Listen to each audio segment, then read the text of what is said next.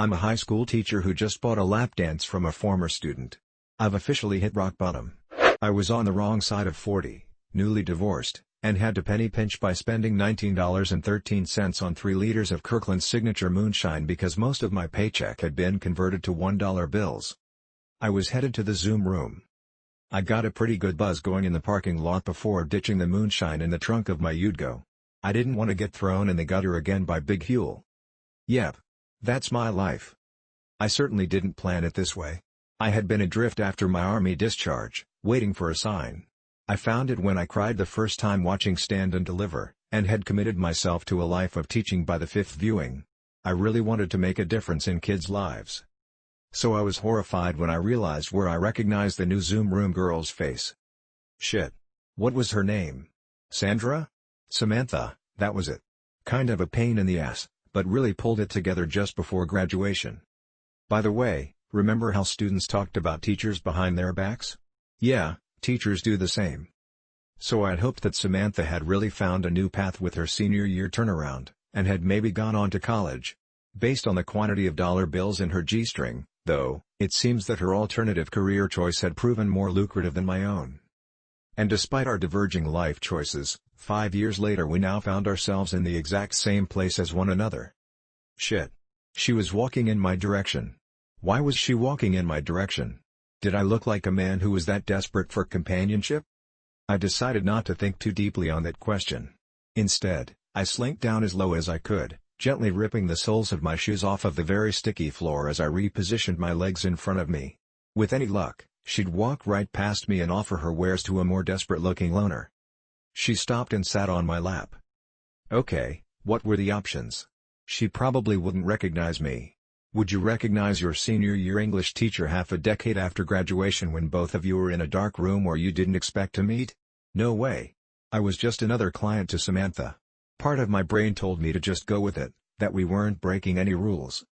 Then a stronger voice told me that I couldn't be that guy, that some lines shouldn't be crossed, and that I had some standards, goddammit. But when she brushed her chest up against my face and whispered in my ear, for the life of me I could not remember what I'd just been thinking as the world got all floopy. Come with me into the Zoom boom room, she whispered. No. Hard pass. That was where the dancers turned tricks on lonely guys who were too pathetic to decline an offer from a pretty smile.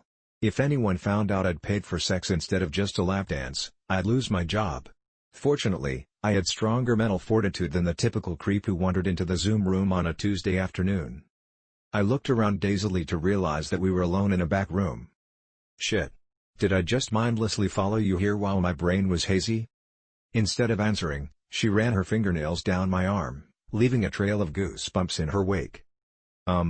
Did you know that the scientific name for goosebumps is piloerection? Why? Why did I say that? Goddamn, I need a filter on my mouth that weeds out all the stupid shit before it permeates the room like an onion fart. She giggled. You were always trying to teach us the most interesting things, Mr. Nomathal. My balls froze. You, remember me? She giggled again, and the front lobes of my brain felt like clocks in a Salvador Dalí painting. Of course I remember you, Mr. Nomathal. She pushed me onto the couch, and I collapsed with absolutely zero resistance or dignity. Then Samantha crawled on top of me, bending down to kiss my neck. You always loved telling me what to do. She squeezed my thigh. My mind snapped to attention. No. I scrambled out from underneath her. No, no, no. Samantha, this is below the dignity of both of us. Your fly is open, she smirked, one eyebrow raised. I looked down to find that my erection was prominently poking through the zipper of my jeans, though the top button was still fastened. What the fuck? I don't even remember. I opened it, she whispered, standing up and forcing me into a corner. I've got a lot more very special talents that I'd like to show you, she cooed, pressing me against the bricks. No. I can't be that guy, I'm sorry, I just can't. I yelped, pulling myself out from her grasp with great difficulty. It's funny how we assume that men are stronger than women, because I feel so goddamn weak when one of them touches my skin in just the right way. You don't want me to show you everything I've learned? She pouted. I've got a very detailed sex blog that you'd like. I was actually considering it, so I knew I had to get the hell out of there. So I turned around, dick still protruding, and walked toward a door. Where's the exit? Samantha? I don't remember how we got in. Stop! She yelled as I opened the nearest one. I wasn't going to fall for any more of her wily tricks, though, so I shot through the door. Into the biggest arsenal I'd ever seen. 3 women were inspecting weapons. I recognized them as Trudy, Coco, and Stardust. They were all dressed in skimpy underwear and 8-inch plastic heels as they loaded bullets into their AR-15s. The whole scene looked like a shitty poster from the inside of my Uncle Herbert's trailer. "What the fuck are you doing?" Coco screamed, aiming the barrel of her weapon at me. "Don't shoot him!" Samantha screamed, barging into the room and slamming me into the wall.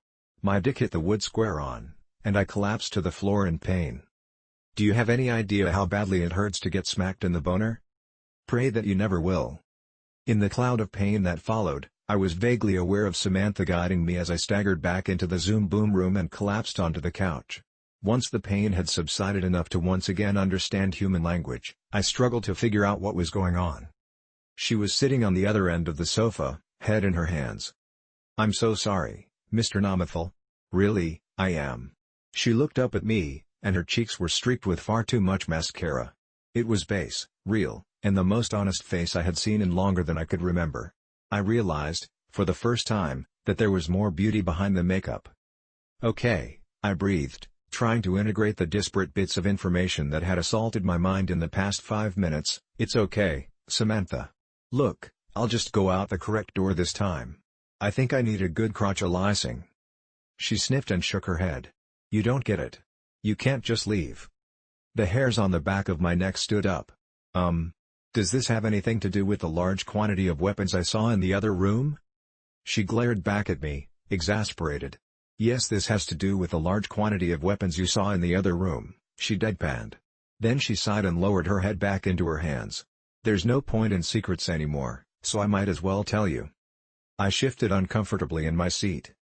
"You must know by now that this place is much more than a strip club," she mumbled through her fingers. "A lot more. This guy, Ace, lives in Vegas, but he owns the Zoom room. No one thinks that an isolated brothel in rural Louisiana would have anything to do with him, so this is where he makes his trades." "Trades?" I asked, tentatively spreading my legs apart to see if I could still move. Samantha dropped her hands to her knees and turned to face me, exasperated. "Human trafficking. Girls disappear to and from here without anyone batting an eye. It's the perfect conduit." The farthest corner of my mind realized that I had taught her a word that she remembered. Maybe my existence had turned the smallest gear in the world, and maybe that was enough. She ran her fingers through her hair. "Girls appear. Girls disappear. What could any of us do? We're trying to run from bills faster than they can chase us, and if we leave something behind to stay ahead, that's a day well spent."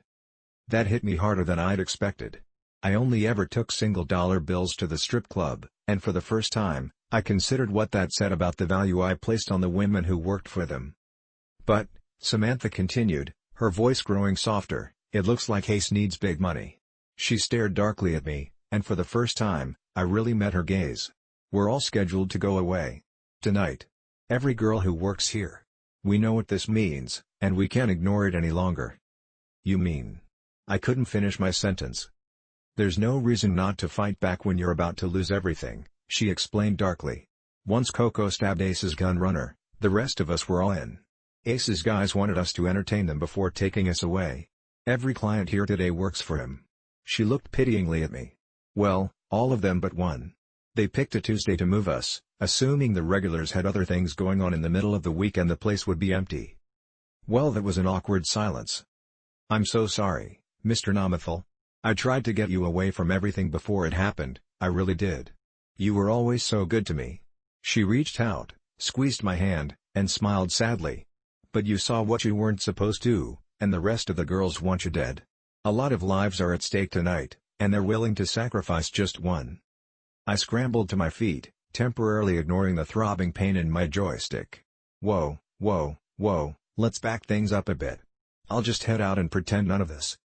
They're blocking every door, and are listening to us right now," she whispered sadly. "I really feel awful about this, Mr. Namathal." She frowned. "Sometimes, your best just isn't good enough." Terror overwhelmed me, and I realized that I'd never truly been afraid until that moment. It's amazing how quickly the wheels can turn in our heads when they have to. Okay, Wait. To everyone listening to me, wait. Two doors opened. Coco and Stardust emerged, each aiming their weapon at me. I was mostly scared, but slightly aroused. "Stop," I ordered weakly. "Just hear me out." Slowly, I looked at each of them in turn. I took a deep breath. "You're holding the stock below your armpit. Once you start firing, you won't be able to control where the bullets go. A lot of people are going to die, and not the ones you want." I looked back at Samantha. "I have a lot of weapons experience from my army days. Let me help you. We'll fight back together. BD. Watch. Listen."